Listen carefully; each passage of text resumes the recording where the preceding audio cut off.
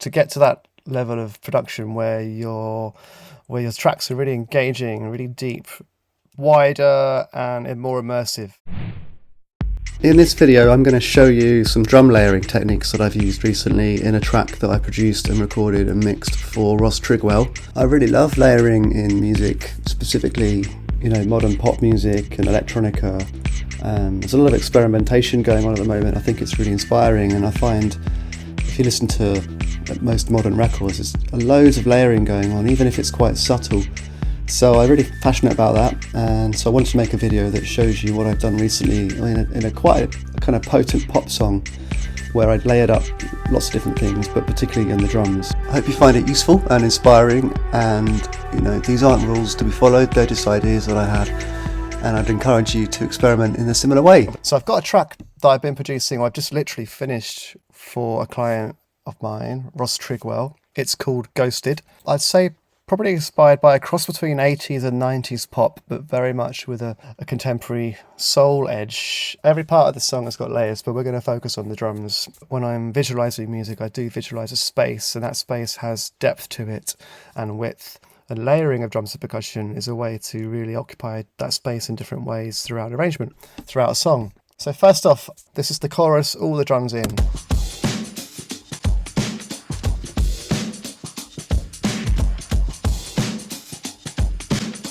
Sometimes I like to get really into programming. Sometimes I just like to work with loops and then layer sounds on top. And that's kind of what happened with this track. I found a loop that I thought had the right kind of groove, and then I sort of built from there. And that is, hear that? It's kind of dry. And the snare's nice and low-key and quite tight, which I liked about this groove. And then from there, I was thinking, well, I'm going to let that be my foundation, and then let's see where we can go with extra sounds and make it more boombastic. And so let's just go through it. Snare drum-wise, there's quite a lot going on. The contact snare. And without the reverb on it, it's this. Next snare we have was a sound that I made using my OP1 synth sampler through an analog mixing desk and really cranked the input, so it gave me this kind of like dirty drum. It's actually a clap. Then I've got a sample pack which is a bunch of sounds that Jack Antonoff gave away. Jack Antonoff is like a world-beating pop producer, and he actually gave away a bunch of sounds. One of them sounds like this. Well, two of them actually, kick and snare.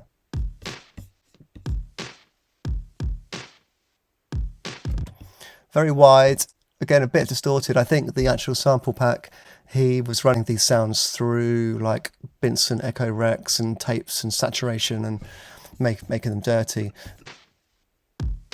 It feels like the drums are 3D and that distortion's on the drums, but really the distortion's only on that wide sound. The actual kick drum's quite clean, and that's quite a cool effect. I've kind of taken off quite a lot of the very low end on that kick, on the EQ there. When it's layered in there,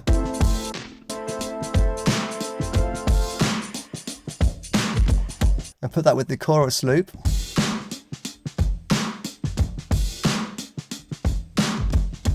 Next on the list, we've got one layer which is the same as the basic loop that I found, but it's going through a filter. As you'll hear, it's kind of filtering and going, and then I'm putting that through an EQ and then a decapitator. Pretty heavy on the drive, and then mixed full wet, so it's just this kind of dirty filtered layer in there. And if you listen to it with the actual main loop,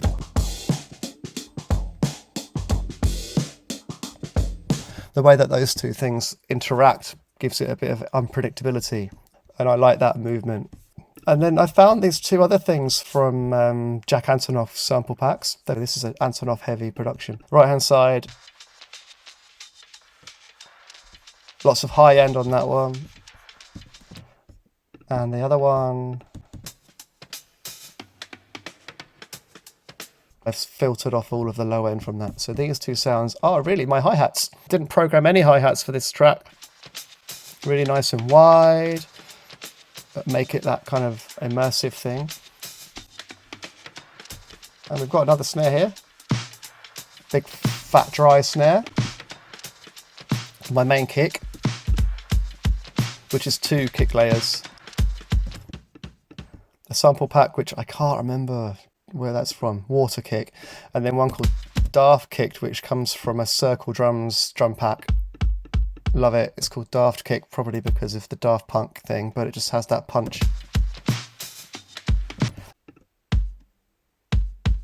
And actually that water kick is panned a little bit. I think the actual sample is panned.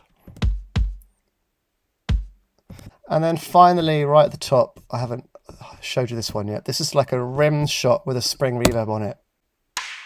And I would have used the spring reverb by Arturia, which is one of my favorite plugins. In the first section, this spring is on the quarter notes. And what that sound is doing is it's just lengthening the snare without it being a big fat snare and without me applying a reverb to the snare. If you're layering on a sound, you can use the reverb from a sound, or you can apply a reverb to a particular layer rather than to the whole thing. So if I've got a snare drum that's dry and chunky, which I do have in that chorus, I've also got a snare drum that's wide, the Jack Antonoff one. I've also got a snare with a rim shot that's got this reverb that's in the mono reverb in the middle, and I've also got these percussion loops which are left and right. So when you play all the drums together, you listen, you can sort of, now you've heard those individually, you can probably pick them out.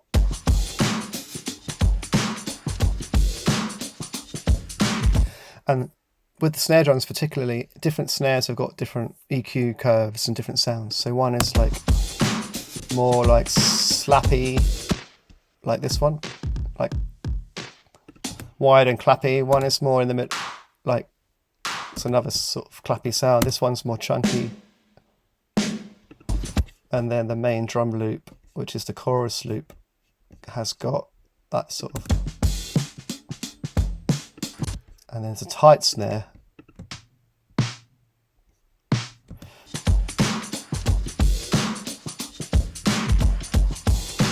I put the bass on.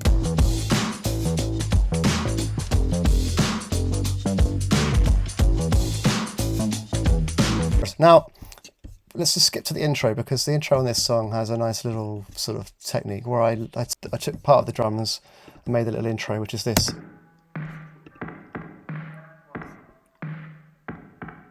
And that's actually the drum groove through a room reverb, or a big, actually I think it's through a spring reverb, 100% wet.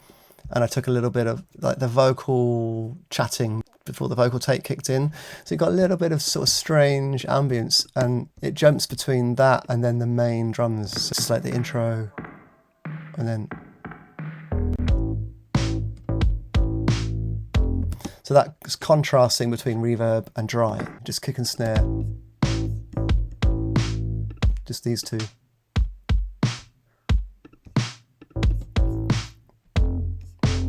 And as the track comes on, different things come in.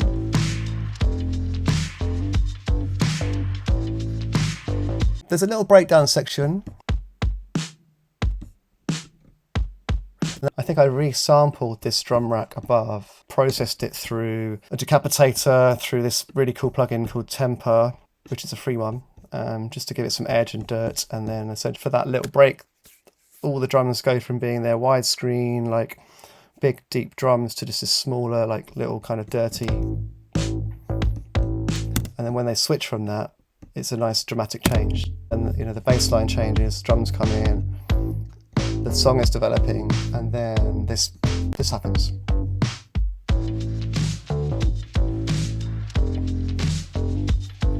So yeah, and now there's a bridge section, which I really love in this song. I'm going to put the keyboards on so you can hear it. And the guitars.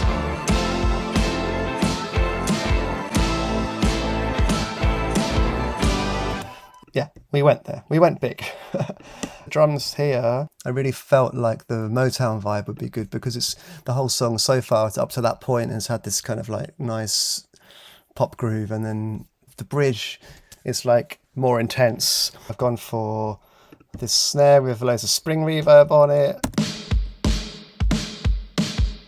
Straight away, that snare with spring just gives it that vintage vibe.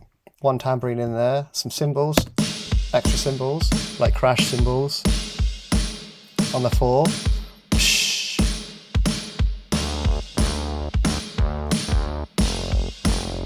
It's a synth bass still.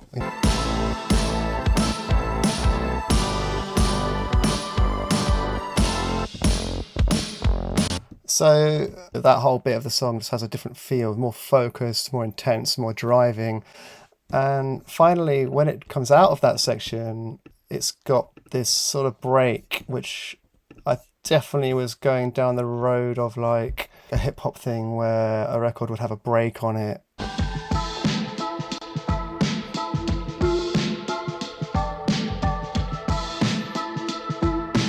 And that builds into the final double chorus where everything kicks off and it's massive.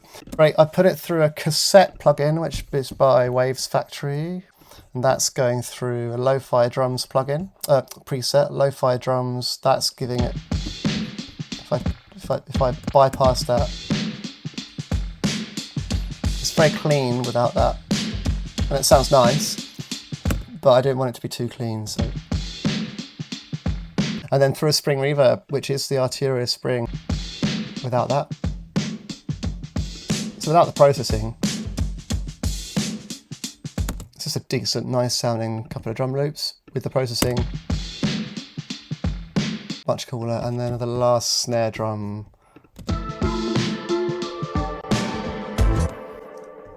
One dramatic snare, which is, where is that? Here it goes. So again, I would have taken this big snare sound here.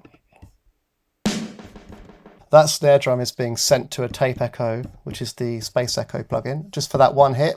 And then also I applied a big vintage reverb to 100% wet and then resampled that snare. It's just one snare that's got a massive reverb on it. Here you go.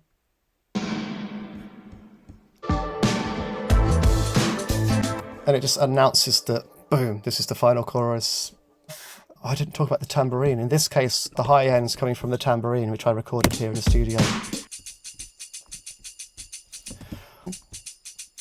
I'm using this analog Obsession, like Pultec EQ, to boost 10K and attenuate 10Ks.